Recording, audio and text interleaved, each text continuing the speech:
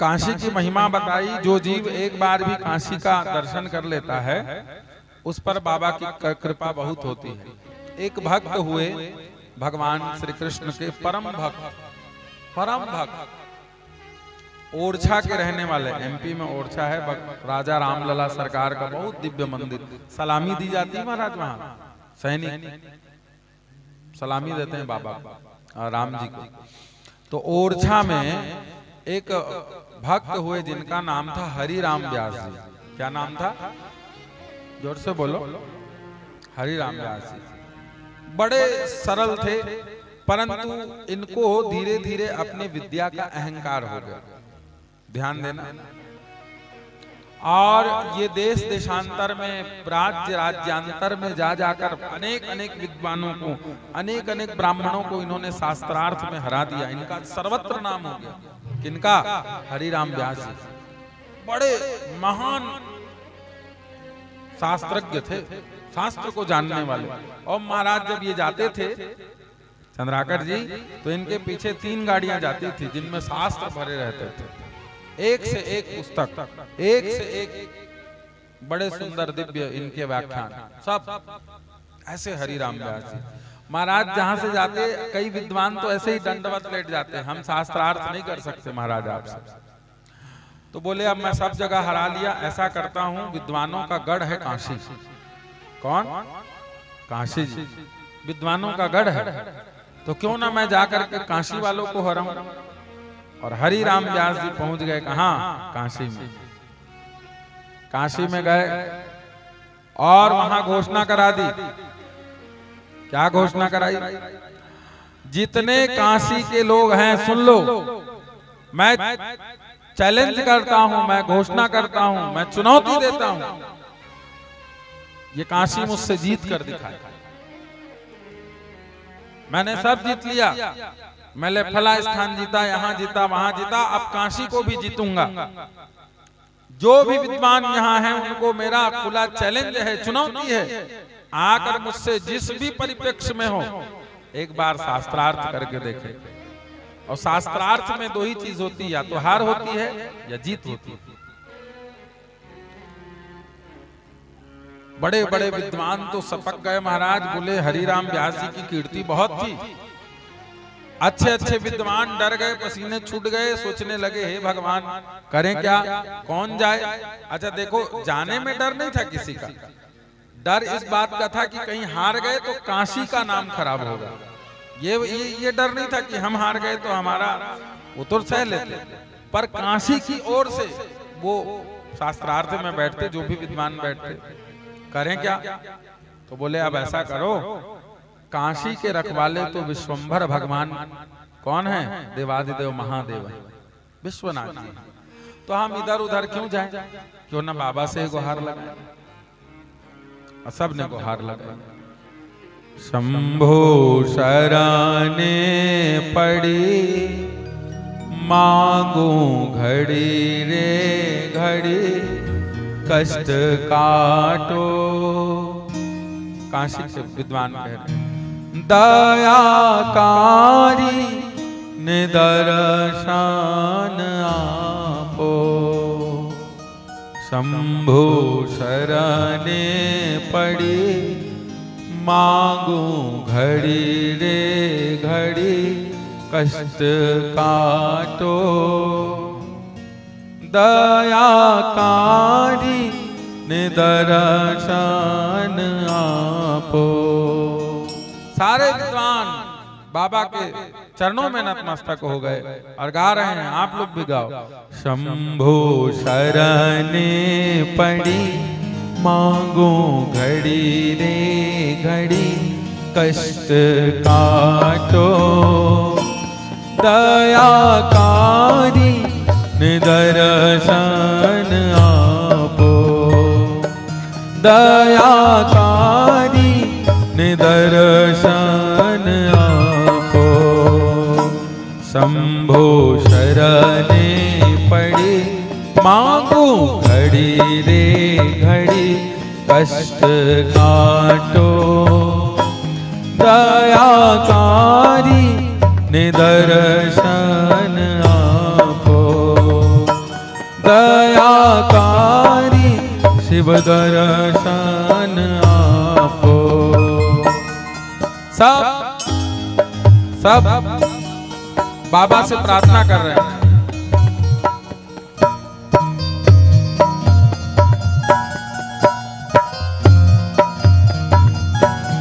आप लोग भी प्रार्थना करो बाबा से बड़े भाव से।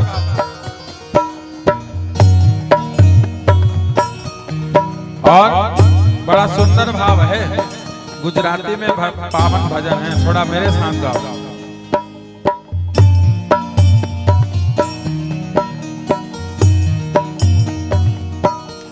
हूँ तो एकल पंथी प्रवासी, छता आत्मा एम उदासी।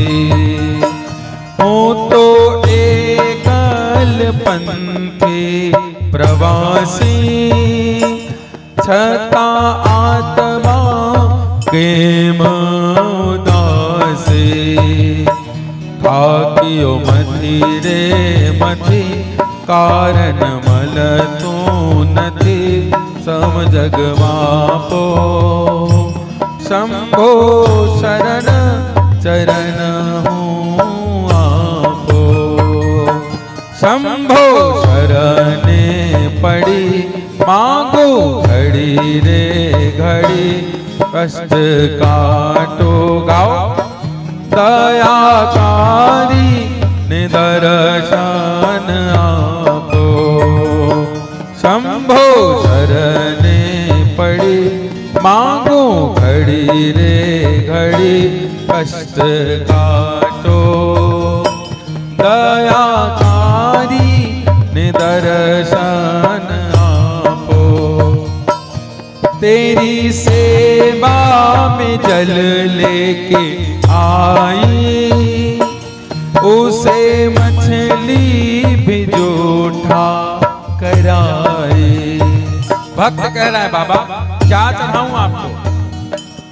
तेरी सेवा में जल लेके आई, उसे मछली भी जूठा कराई। और चल जल कैसे चढ़ाऊं, बोले कैसे रिझाऊं महादेवा। बोले कैसे करूं तेरी सेवा। बोले कैसे करूं तेरी सेवा। तेरी सेवा में दूध लेकर आई, उसे बछड़ा भी जूठा कराई। दूध कैसे चढ़ाऊं, बोले कैसे रिझाऊं महादेवा। बोले कैसे करूं तेरी सेवा। बोले कैसे करूं तेरी सेवा। शंभो शरणे पड़ी, मांगो घड़ी रे घड़ी, कष्ट काटो। दयाकारी दर्शन आपो। दयाकारी शिव दर्शन आपो। दयाकारी शिव दर्शन आपो। प्रेम से बोलना पड़ेगा हर हर और घर घर। महादेव सबकी रक्षा करते हैं। भक्त जब भगवान की शरणागति चला जाता है तो जीव को महाराज देखो रो रो कर अगर कोई मांगे ना तो बाबा तो सबकी इच्छा पूरा करते हैं। हाँ जैसे एक जन लड़का रही चंद्राकर जी आप बढ़ रहा थे एक जन आई काहो के बाबू कावर रहा था। अरे बताबे अरे बतान कावर हुआ था स्थिला तदा रुपया देता बताऊं। अच्छा और 10 रुपए दे दिए, ले आप बता का बार रोवत रहे, एक रे बार तो रोवत रहे, 10 रुपया मांगे नहीं दी, दे दे, प्रेम से बोलना पड़ेगा। लड़का मन के बातें नहीं रहा। एक जन लड़का स्कूल में पढ़ेल गई चंद्राकर जी, ता वो लड़का कहते बेटा, हाँ गुरुजी, कुतुब मीनार कहाँ है, हम दिखा बताओ। खड़ा हो, नहीं जाना गुरुजी, बेंच में खड़ा हो जा बेटा। बेंच में खड़ा हो गए, अब खड़ा हो गए तब भाई टीचर सजा दी, बेंच में खड़ा होकर वैसे एड़ी टांग टांग के देखा, तो कहा हो गए, कैसे करा था जी, नहीं दिखा गुरुदेव, कुतुब मीनार आई हो ले। प्रेम से बोलना पड़ेगा हर हर। हाँ, तो कई लोग ऐसे भी होते हैं। तो महाराज बाबा को जब प्रणाम किया, है महादेव रक्षा करिए, तब साक्षात बाबा डमरू बजाते प्रकट हो गए, हर हर महादेव।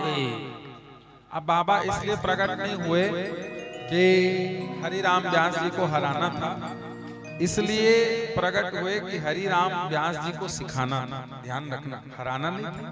बाबा के सामने कौन जीत सकता? बाबा के सामने अगर जीत सकता है तो केवल एक, उनका नाम है भगवती पराम्बा माँ जगदम्बा। बस एक बार हार गए पासे में सब कुछ, नंग धड़ंग बाबा घूमने लगे, साफ ले लिया माता ने, साफ लगाओ बाबा, जो खेला महाराज पासा सोई पहले लगाया डमरू, फिर लगाया त्रिशूल, फिर लगाया नाग, फिर लगाया चंद्रमा, मैया जीतते गई, आखिरी में उतार के अपने बाघंबर को भी लगा दिया, मैया उसको भी जीत गई। जा अब बाबा घूमने लगे बिना त्रिशूल। हाँ, गणेश जी आए, तब खूब बढ़िया, बड़ा सुंदर कथा। तो बाबा जी बड़े सरल, बड़े सीधे। अब तो महाराज बाबा प्रसन्न हुए और कहा निश्चिंत रहो।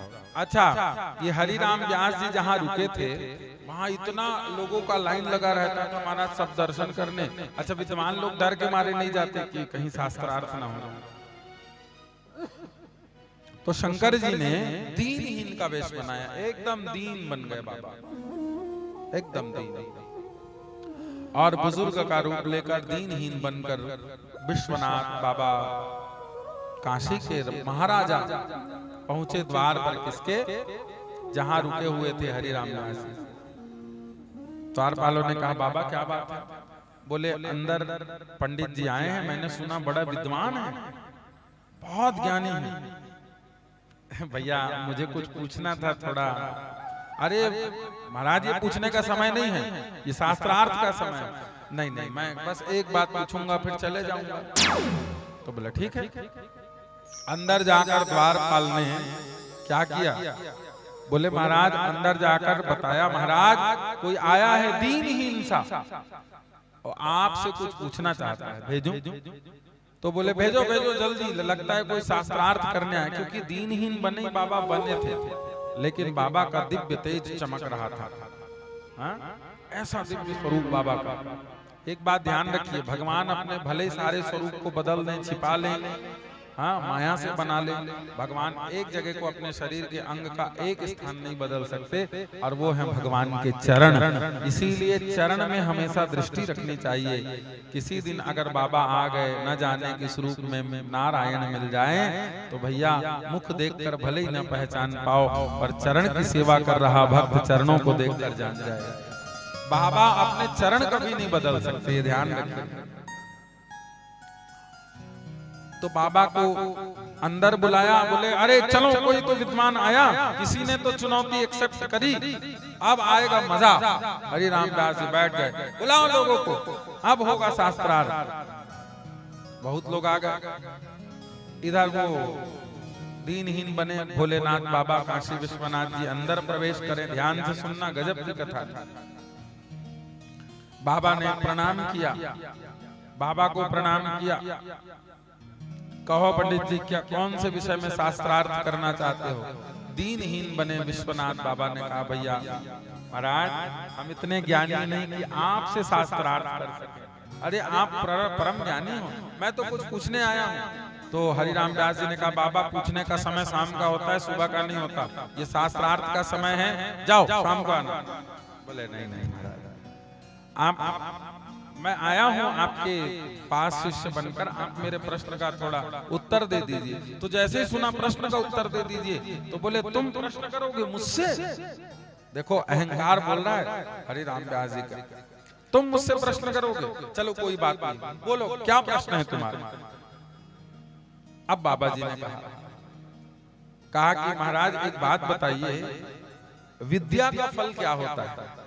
ध्यान से सुनो, ये हमारे काम की बात पूछ रहे हैं विश्वनाथ बाबा। भगवान ने कहा दीनहीन बने, महाराज एक बात बताइए विद्या का फल क्या है? तो तत्काल उसी समय ऐसे छाती चौड़ी करके कहा विद्या का फल है विवेक। अच्छा बहुत बढ़िया, महाराज एक और उत्तर दीजिए, विवेक का फल क्या है? तो विवेक का फल है सद और असत को जानना, और सद और असत को जानकर सत्य को पकड़ लेना, असत्य को त्याग देना। बहुत सुंदर महाराज, बहुत सुंदर आपने जवाब दिया, बहुत आनंद आया। पर महाराज आप ये बताइए, क्या आपको लगता है आप विद्यावान हैं? तो थोड़े से सकपकाए हरि राम व्यास जी और देखे